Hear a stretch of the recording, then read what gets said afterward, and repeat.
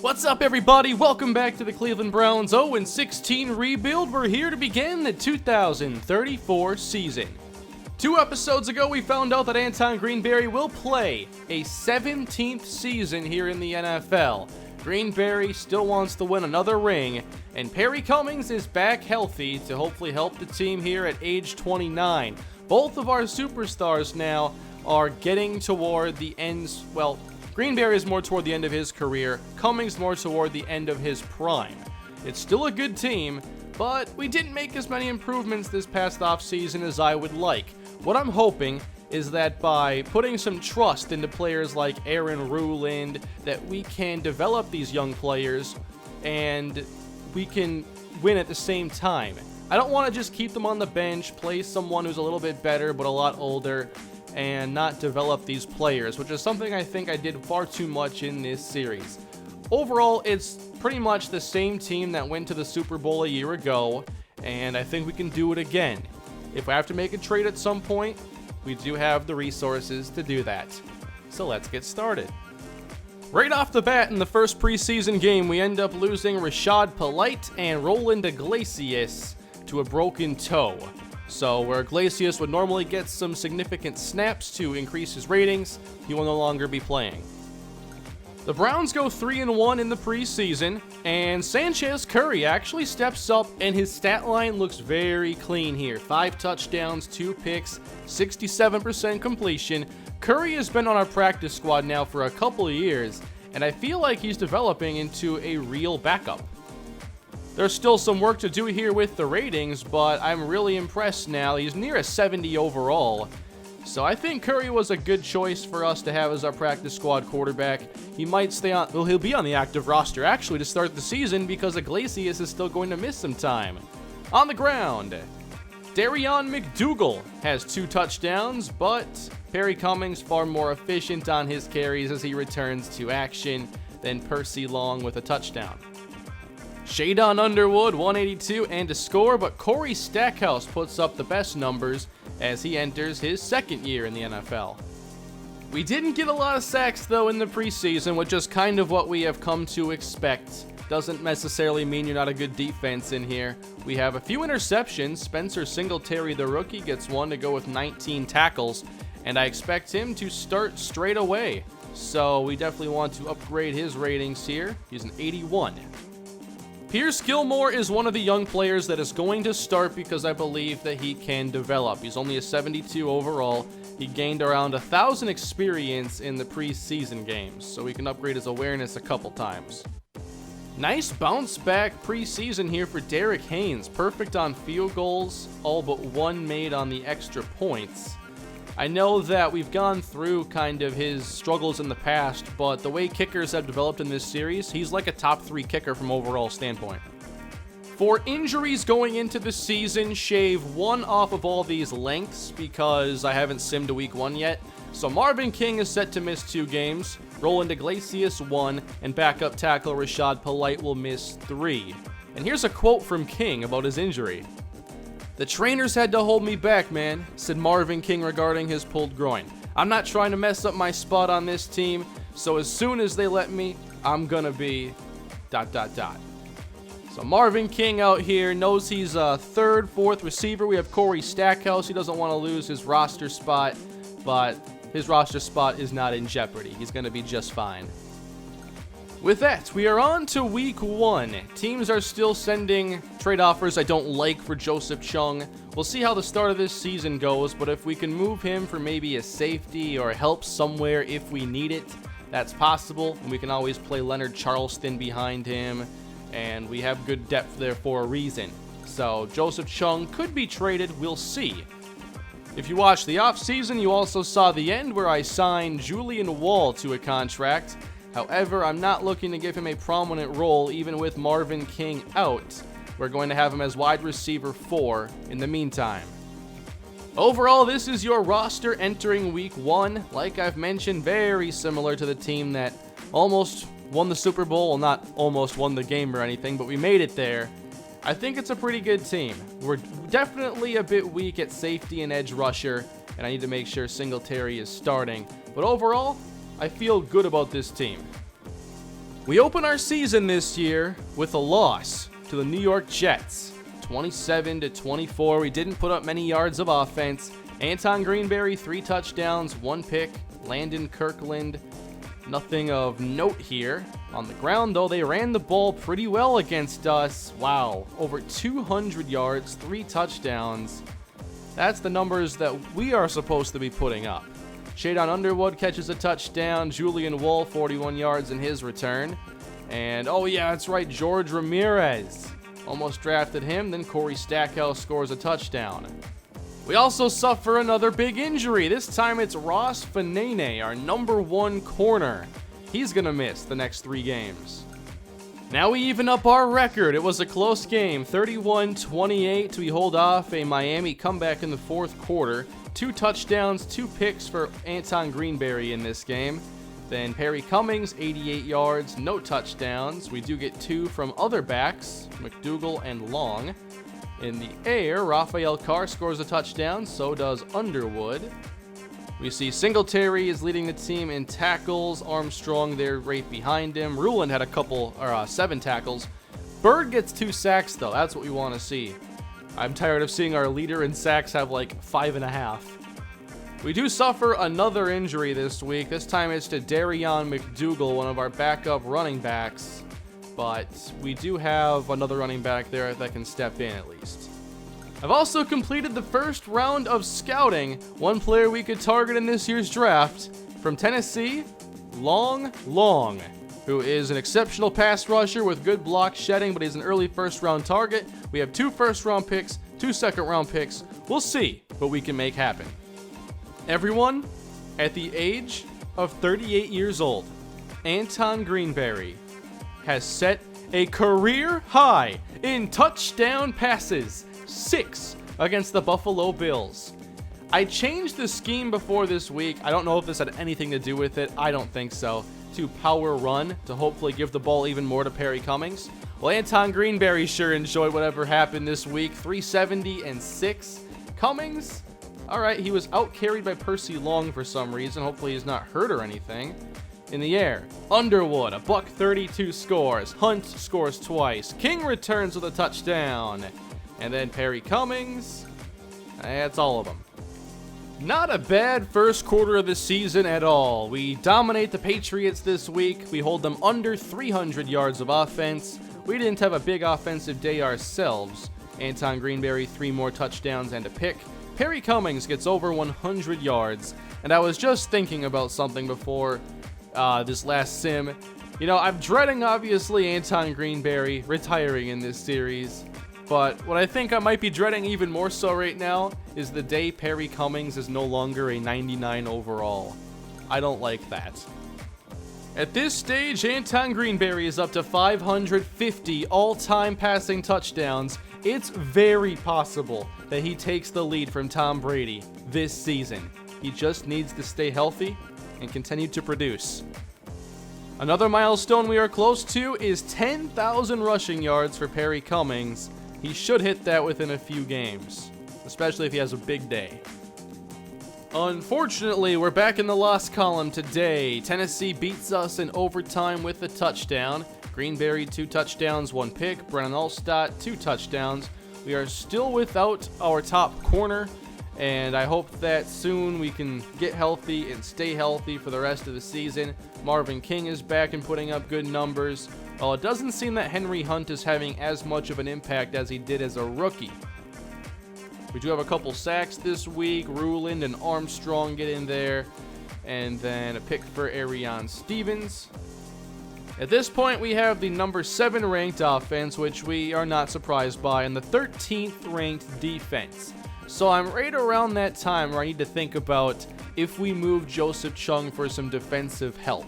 Our defense isn't necessarily bad, but would it be much of a loss to trade away Chung, still have someone like Charleston to play, and then getting a difference maker on defense at either safety or edge, probably in the secondary here?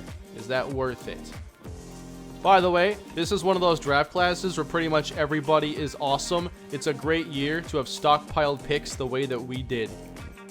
We win another close game this week, 28-23 over the New Orleans Saints. Anton Greenberry throws 2 more touchdowns, getting even closer to the all-time record. And we see that Percy Long is still getting a ton of carries behind Perry Cummings. Not really sure if I can fix that at all. It's just kind of the way Madden 18 works. Underwood here with a very odd stat line. 6 for 34 and a touchdown. That's like what Cordero Patterson was doing in Minnesota. Henry Hunt, 66 yards and a score of his own. And defensively, Marshawn Essex seems to be having a pretty good season. He gets another sack, and Malcolm Moten with a pick. This week, the Browns take the lead in the AFC North. We have the Bengals and Ravens as competition this year as we beat the Atlanta Falcons 42-17. Those are the kinds of scores I like seeing. 418 yards of offense and 5 touchdowns for Anton Greenberry. The Falcons were no match this time in the Super Bowl rematch. They still won the game that counts most, but hey, we come back in a big way to defeat them this time in very convincing fashion. Great day for Perry Cummings, who could not play in the Super Bowl. Henry Hunt heard me before. 9 catches, 97 yards. He's producing now. And Marvin King has a very productive day. Perry Cummings decides to score twice in the air as well for fun. Bird and Ruland each sack Adrian Welch. I like seeing that. Ross Fanene, Malcolm Moten, 2 more picks. No complaints from this week. Whoops, drop the controller. This week is the trade deadline as well. So here are the final offers for Joseph Chung. I doubt they've really changed. The pick compensation is not very good. So, could we really get an impact player for a 31-year-old guard with 9 games left on his contract? The player I'd like to acquire here is Darion Sims from the Chicago Bears. I think it's a fair trade. Chung is a 90 overall, Sims is an 84. He probably has more years on his deal, though. I should see if they're giving me an expensive contract or not.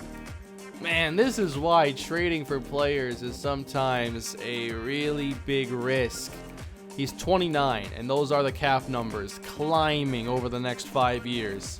No can do. What about Trey Boone? He's an 80 overall, and they also signed Quinn Evans, so they don't exactly need Boone, but I feel like I'd want a little bit more in return than just Chung for Boone in this case. Well, we couldn't get it done. We had to go straight up here. I know that it doesn't look like a good deal for us at all, trading Chung for Boone, but it gives us an upgrade in the secondary, and teams just didn't value Chung enough. I've ran through teams in the past, and the Bears showed more interest than basically anybody else, and that's all they were willing to do. So, yeah, we do kind of take a hit there, but we end up adding an 80 overall safety who's only 26, so I'm pretty happy with that. He's under contract for 3 years in comparison, and they're very reasonable. So I couldn't get a pick with it. I just had to kind of deal with this. And I didn't want to give up one of those picks because I feel like with this draft class, I shouldn't be trading picks for players right now. So we'll see if this makes sense by the end of the season. I'm still working on developing Gilmore over here at safety. He'll move to the strong side now. He's a 74 overall. Remember, just the rookie. 3,500 XP here for Ruland. A lot of his key ratings are in okay spots. It's mainly intangibles that we're trying to fix. So we'll do that as much as we can. He's now a 79 overall. At the halfway point, we topped the Ravens 28-24 in the first game without Joseph Chung, who was one of our highest paid players. Anton Greenberry, 3 touchdowns, 2 interceptions. That record is very close. Cummings only 66 yards. I'll wonder if the loss of Chung hurts his yardage at all. Obviously, it made our offensive line a bit worse, but I think it was a necessary move. I like all these tackles for Singletary and Armstrong. That's helping them continue to develop their games. And then I see a half sack for Ruland, half sack for Bird. So those players both seem like they're going somewhere. We do have an injury from this week. We'll see who it is this time. And it's Henry Hunt, who's going to miss 6 weeks. So that means more Stackhouse, more Julian Wall in the meantime, as we finally got healthy. And here we go again with the injury. We should also take a look at the players who have contracts up at the end of this season. I know Chung was one of them. I didn't want to keep him around necessarily because of all the money already invested into our O-line. Ross Fanene, definitely somebody I want to keep, especially if he only wants a 2-year deal. That's super nice. Then there's probably Derek Haynes. Oh, that's a big contract. I don't know if I'll do that one. We might be a little thin. Marshall Byrd, 81 overall. That one's also iffy. Marvin King, I can't really see it with Stackhouse on the team. Mullins, maybe. He's an 81 overall right now. He might go. Moten steps up when we draft a nickel.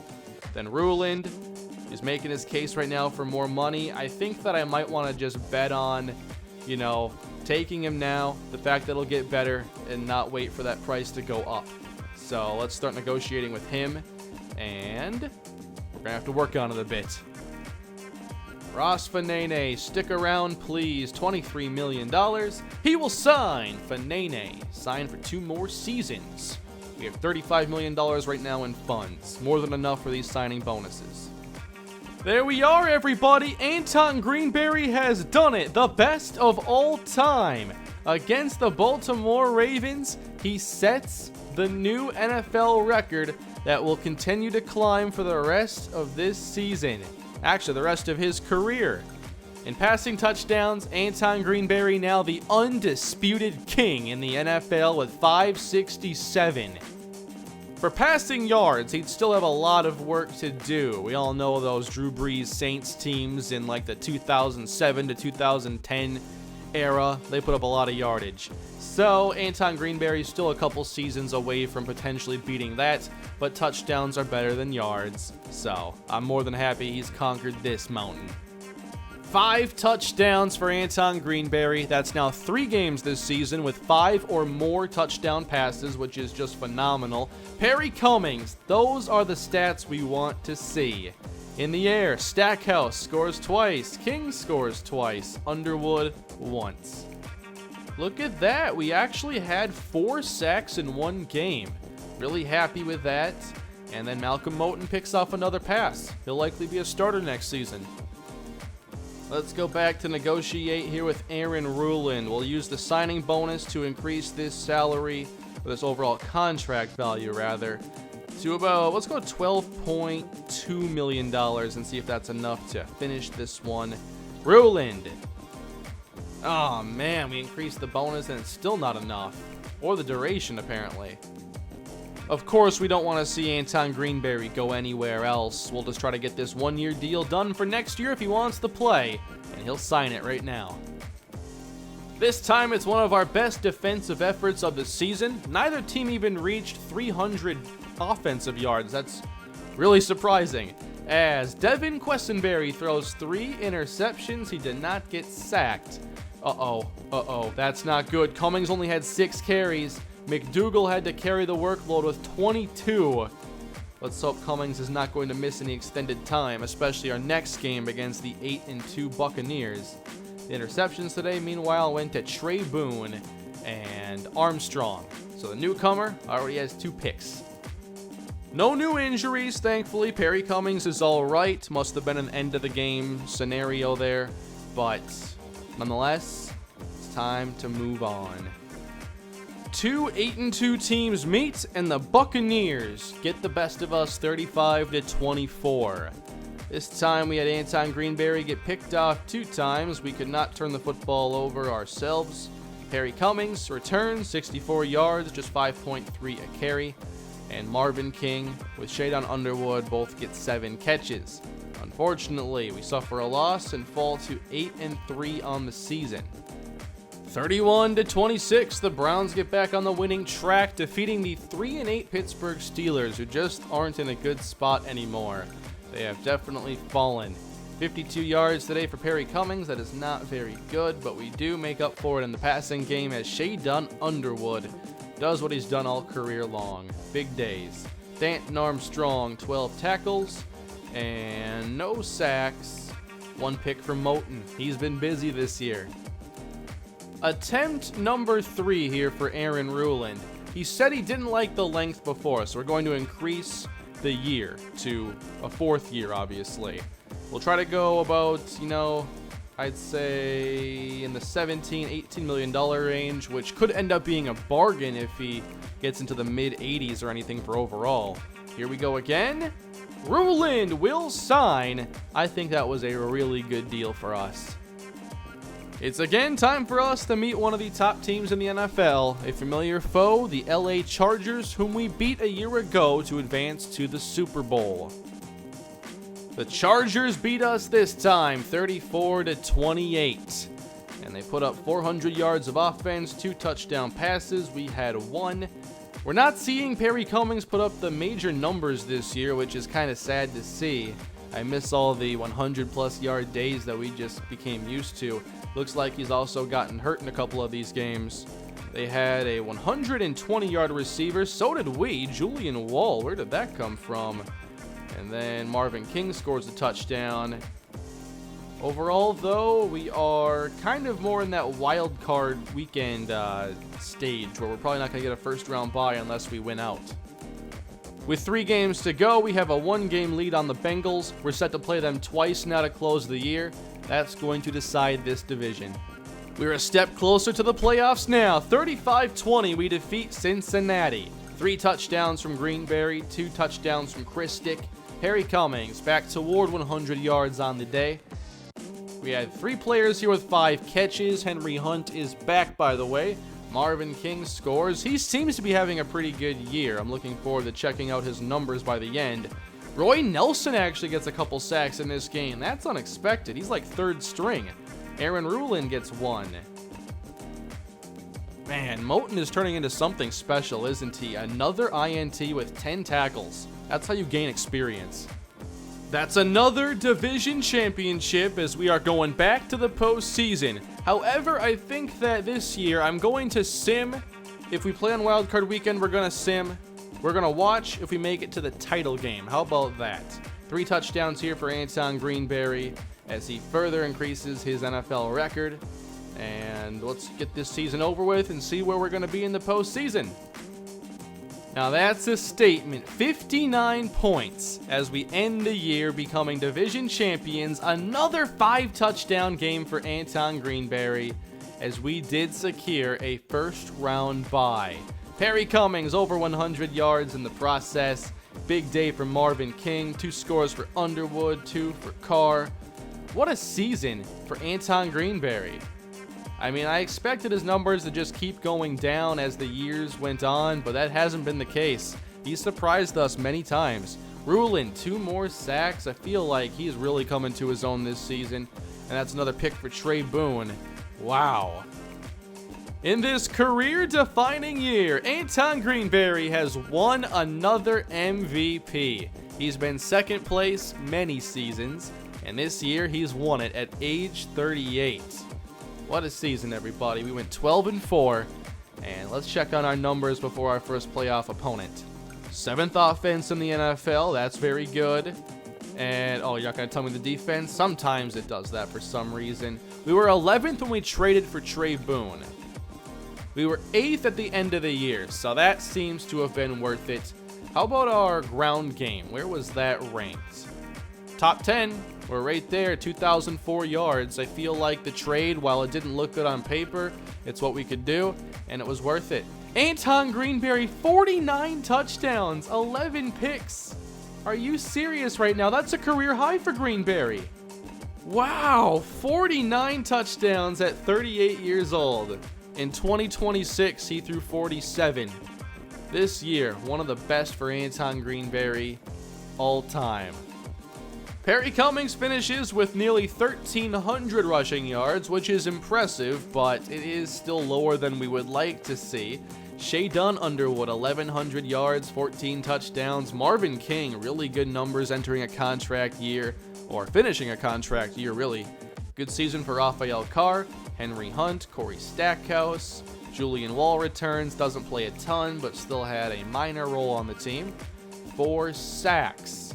Our leader is Aaron Ruland with 7.5. This seems like it was a better pass rushing year than most seasons, so I'll definitely take it.